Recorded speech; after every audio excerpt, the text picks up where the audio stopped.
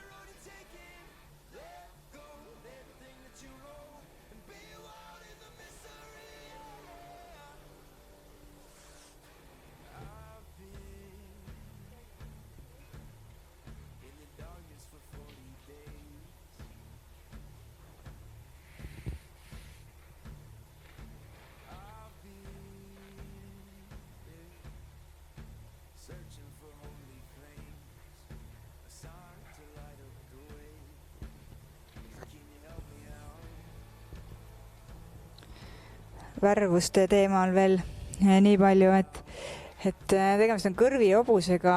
See on üks niisugustest põhivärvustest ja Eesti tõuguhobustel kõrv-kõrviirjas on ka üks, võib öelda algupärastest värvustest, aga mis on huvitav, on võib-olla ka märgised. Selle hobusel on kõik 4 jalga valged ja see märgiste pärandamine on üks sihuke asi, mida on ka otsitud ja uuritud, aga tegelikult siiamaani ikkagi päriselt ei teata, miks või kuidas see märgiste kuju edasi läheb. Aga nii palju on täheldatud, et raudjatel hobustel esineb rohkem suuri märgiseid.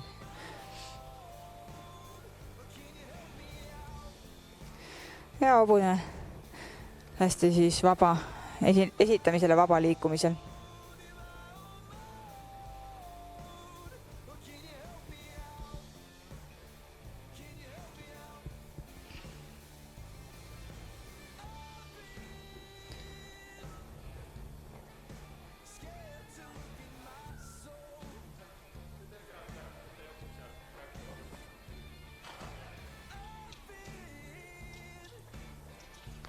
Kui eelmine hobune eelistas selgelt liikuda galopil, siis selle hobuse tugev külg on ka traav. Meelsasti jookseb traavi ja seda heas tasakaalus, avaralt maad haarav.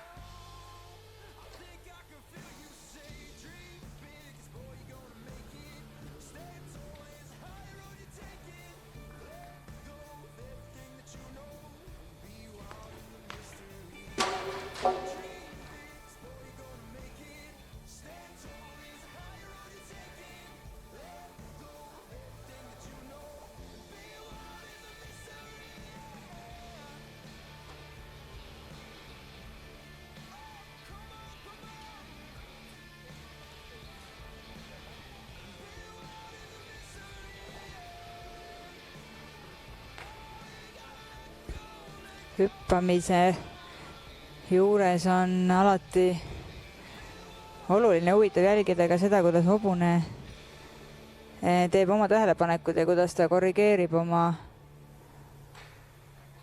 kogemused. Ta ajas lati maha, nüüd oli huvitav jälgida, kas ta tegi sellest järelduse. Selle hobuse korrigeerimine oli ilmselgelt õigesuunaline.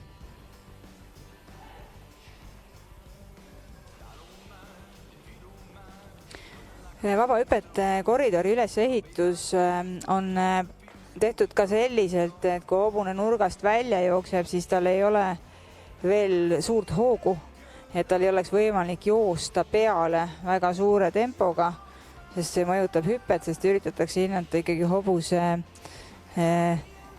hüppetehnikat ja võimsust ja suurelt hoolt hüpates ei tule see esile. Sellepärast on oluline, et see koridor oleks ka korrektselt üles ehitatud.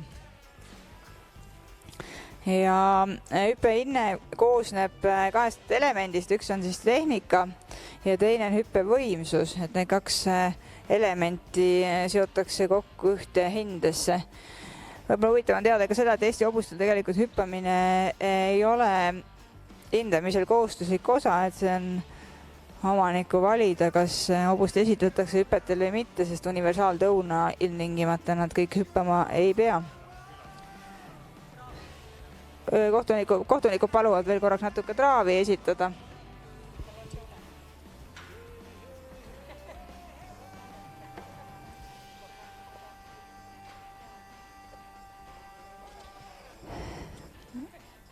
Et hüpe siis koosneb kahest elemendist ja eks kui sporthobused hinnatakse, siis seal see jaotub veel rohkem, seal on tähelepanelikkus, jalgade, nii esijalgade kui tagajalgade reaktsioonikiirus ja siis kasutatakse sellist terminit nagu avamine, nii avamine eest kui tagant, et see siis lihtsalt selgitatuna peaks tähendama seda, et hobune oma jalgade tõstmise või liigutamisega avab tee takistusel ehk siis sujuva, dünaamiliselt ja hästi optimeeritud liigutusega ületab takistuse.